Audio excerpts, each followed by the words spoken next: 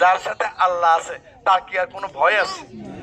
একজন আরেকজনকে সহ্য করতে হবে, আমাদের ধৈর্য লাগবে। ওই যে বলে ইন্নাল্লাহ মা'আস সাবিরিন, আপনি সবর করতে হবে।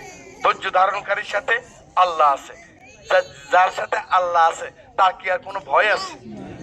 সেজন্য আমি বলতে চাই, নেতৃত্বের ফয়সালা হবে আসমানে। আপনারা সকলে চাইলেও আমি হতে পারবো না যদি আমার রব আমার জন্য ফয়সালা না করে।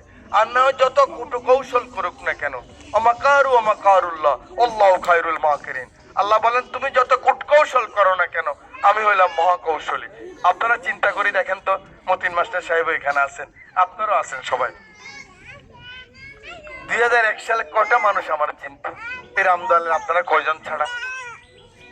আল্লাহ ফয়সালা করছে আমি এমপি হয়েছি না, 6 সালে দাঁড়িয়েছি, 8 সালে দাঁড়িয়েছি, আল্লাহ তো আমাকে পরাজিত করেন নাই। যখন আল্লাহ চাইবে যে তোমাকে আর দেব না, তখন দেখেন আপনারা লক্ষ লোকের সমর্থন।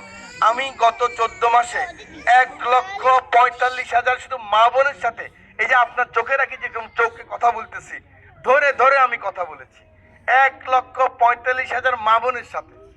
কিন্তু আমার রব যদি ফয়সালা না করে, দেখবেন আপনাদের মনের ভিতরে আমার জন্য